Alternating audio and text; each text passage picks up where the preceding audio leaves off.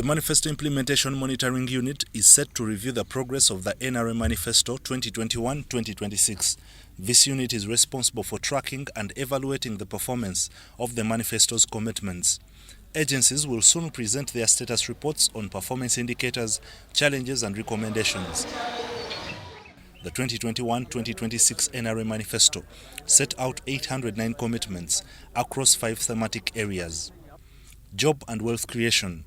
The government targeted commercial agriculture, industrialization, services and ICT with 575 commitments. This is where we had the highest number of commitments because the whole focus of the economy was how we can drive wealth creation.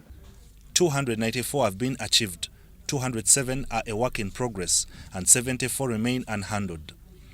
Education, water and health. Out of 157 commitments, 95 have been achieved, 29 are ongoing, and 33 are yet to be addressed. Justice and equity.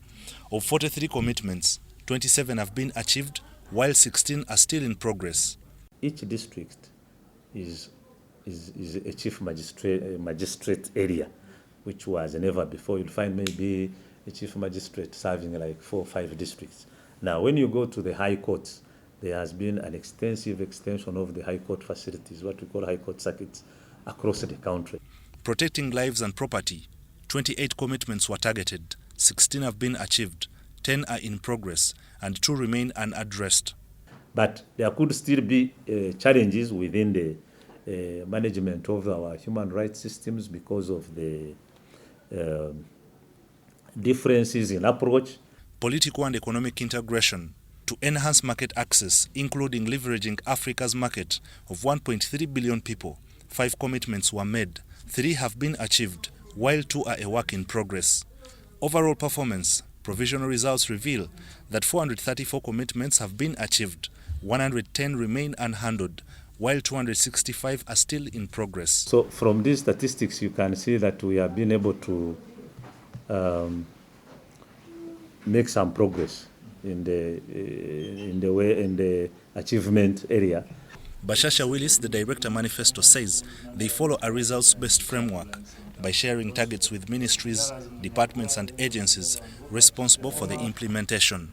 These MDAs are also required to appoint a manifesto focal person to act as a liaison officer.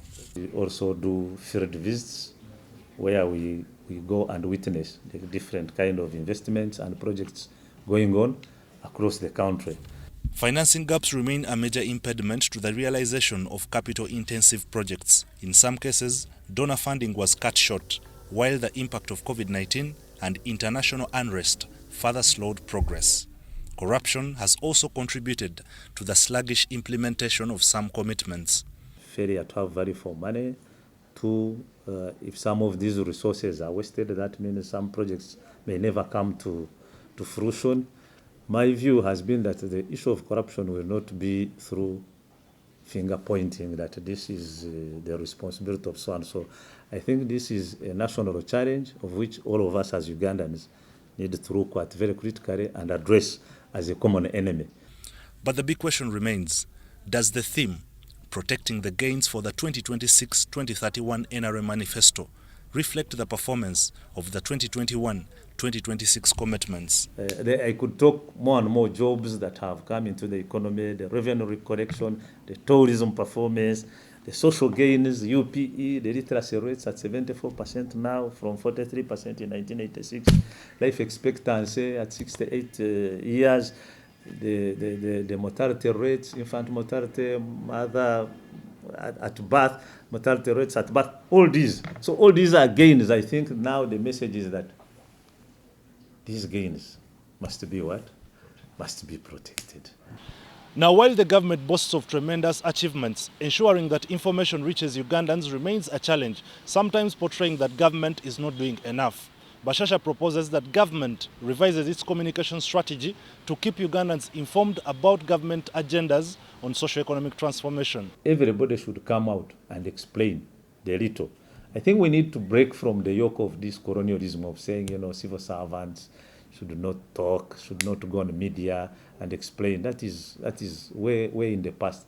The world now is dominated by by news. Information is, when you are in charge of information, you are in charge of everything. So we need to break that yoke and get out and explain to people. And if things are not working, we should also explain.